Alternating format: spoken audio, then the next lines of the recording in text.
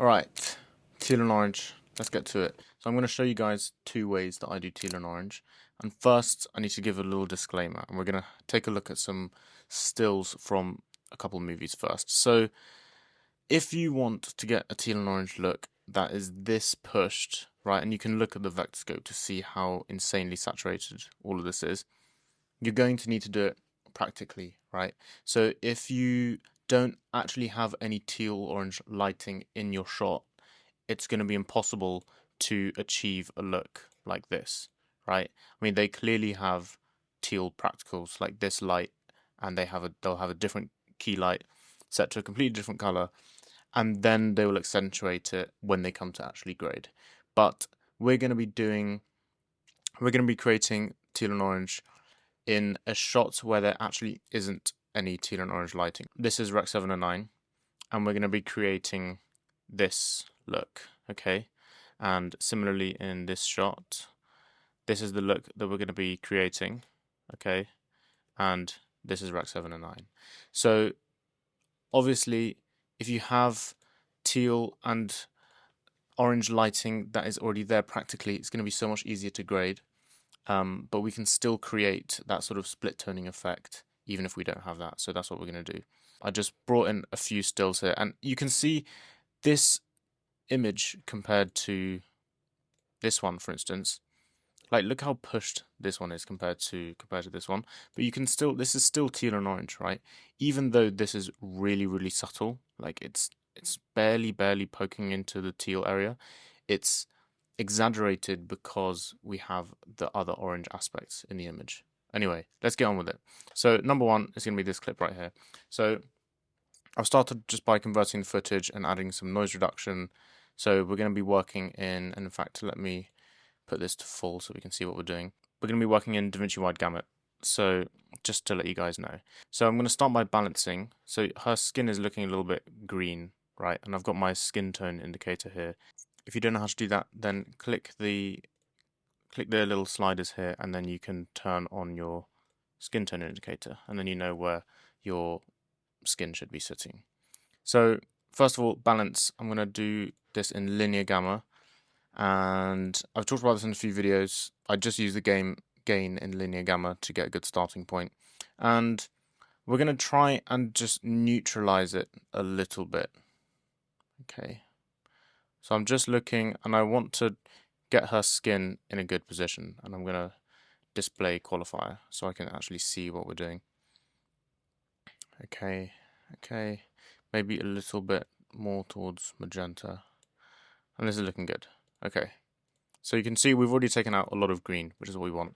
Then in contrast, I'm going to click on her skin, and now what we're going to do, we're going to pull the shadows down a little bit, bring up the highlights a tiny bit, and the reason that I click on her skin is to keep it in the same place, right? Maybe we want to adjust it slightly, but what this means is that when we do our contrast, the sort of middle grey point on her skin is going to stay more or less in the same position.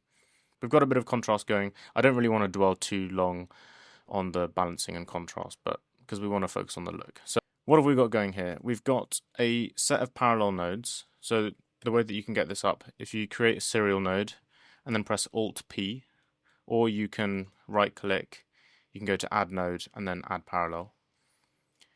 And what we're going to be doing is I'm going to basically use offset to push everything towards teal in this node. And in this one, I'm going to be pushing the gamma and midtone towards orange, and that's going to basically save the skin tones. So let's first of all go into offset, and we'll push it quite hard, and we'll see what we can do. So I know this looks absolutely ridiculous, but we're going to fix it now. I'm going to go into gamma and start pushing it back. Okay, so her skin's looking a little bit greenish, I think. Yeah, I can tell it was a little bit too far down. So let's bring it up a little bit more. We can go into mid-tone. Okay, go back in here, pull it back. And I don't think it's a good idea to have your skin tone like pure orange or pure sort of as how it would look to the human eye.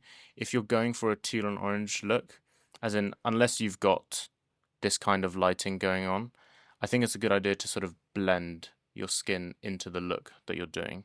So if there's a little bit of teal in the sort of shadow areas on the skin, I think it makes it more realistic. So already you can see what we're doing.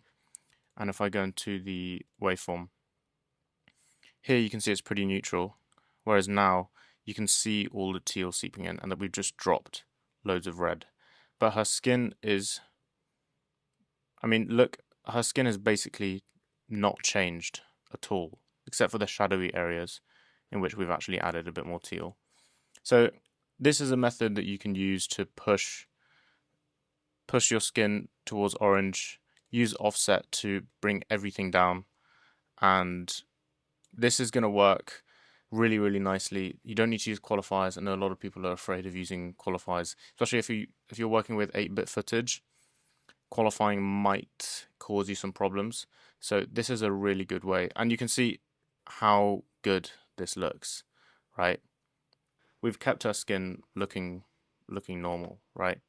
Might be a little bit too green, so you can push this slightly closer to red, but you don't need to make it perfect in these two nodes, because now we get into the look adjustment.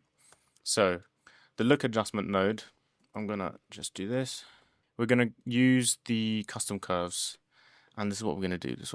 So first of all, let's go into hue versus sat, and here you can really decide how strong you want your look to look, right? So you can push the saturation of the teal parts of your image, okay? And then a really good thing to do is to go in hue versus hue, lift the blue a tiny bit, and then lift the, I mean, I guess this is sort of teal, but more sort of light, yeah, teal-ish. Lift that a tiny bit. And what this is going to do is it's going to just rotate everything. Can you see what we've done in the vector scope? So let me bring this up. So we've basically just swung everything a little bit closer to cyan or teal, which is what we want. And then you can do the same for the skin. So I'm going to go in here. I might open this up a little bit. Let's open that up and then increase the saturation. We don't want to go too far, obviously. We don't want her looking sunburnt. And then we can go in hue versus hue. And then what I'm going to do, I'm going to take the red and just play around with it, see what looks natural. So if you bring it down, it's going to go more towards green. If you bring it up, it's going to go more towards magenta. So yeah, this is looking good. So with the look adjustment, you can really dial in the strength of your grade. So there we go. I mean, that was pretty quick, right? And we've already created a really nice split tone. For the other clip, we're going to be using a different method. So method number 2, and this is going to be with the curves, but using the custom curve. And I'm going to show you exactly what I mean. All right, so first of all, I'm starting with balance and contrast. So I'll just flip those on. You guys sort of know what we're doing with balance and contrast, I hope, at this point. So I just want to get a good starting point. I want his skin to be sitting around the same position as the skin tone indicator after the balancing. So if you've got a really green, or if you've just improperly white balanced in camera, fix your skin first and then sort out everything afterwards. So this is what we're going to do. I'm going to go in the custom curve and I'm going to click R for red, and then I'm just going to click on his skin, and that's going to tell me where his skin is sitting. Then what I'm going to do is, because we don't want to really affect the skin tones, so I'm going to create a point just above the sort of true black, so we don't infect the darkest points. And then what I'm going to do is I'm going to just start pulling the shadows towards teal, and the way you do that, you're just subtracting red, essentially, right? So if I go down here, you can see what we're doing in these sort of darker areas, okay? And then what we can do is we can push a little bit of red into our highlights, okay? Generally with the curves, I would say click on the skin so that you lock that in place, and then take your green and reds and raise them up a tiny bit, and then in the shadow area you want to subtract red and add blue. So if we add a bit of blue, and then this is completely up to you, like do you want the teal to be more green, do you want it to be more bluish looking? It's completely your choice, right? So maybe we don't want to go too heavy. Okay, now if I show you before and after. So we've got this sort of roll off, even you can just barely see it on his neck and towards this part of the image. So like everything was orange before, absolutely nothing in this bottom half of the vector scope essentially.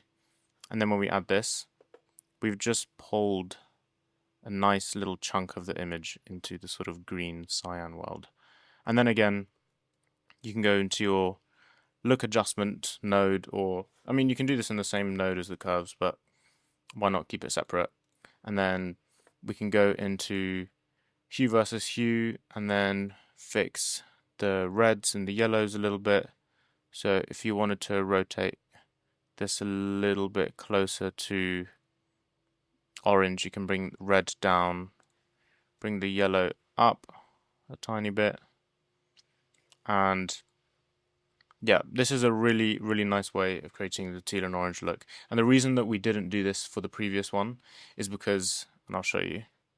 So let's go back to our previous clip. Before we've done all of this, you can see, let me show you in the waveform, the skin is more or less in the same sort of luminance range as some of the sort of areas that we want to pull towards teal. So if we do this, and in fact what I'll do is, let me take this node.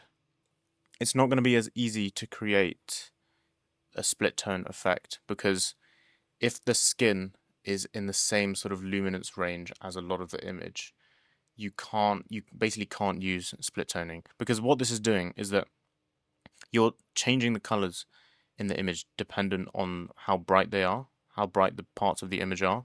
So if the skin is around the same brightness as this part and this part of the image, or blah blah blah, then when you start messing around with the curve, it's going to affect all of those bits. Whereas in this clip, basically only our character is in this sort of higher luminance value, right? And then everything else is a lot darker. And this wall is sort of in the middle. So I think the method of pulling gamma and midtones towards orange and then offsetting towards cyan is probably better for shots where you don't have practical lighting involved already, like with teal and orange practicals, or your skin tone, it's like more of a sort of flat image. But I mean, you've seen both of these methods, so I encourage you to try them out. There are so many ways to do teal and orange. We haven't even talked about qualifiers yet, so you can of course qualify your skin and then use layer mixes, and there are other ways to do it, but these are just two ways that I really like to do it. And I think using the curve and doing it this way is pretty simple, pretty quick. So yeah, give it a shot. Let me know what you guys think, and I hope you found this very useful. So yeah, I will see you guys in the next one.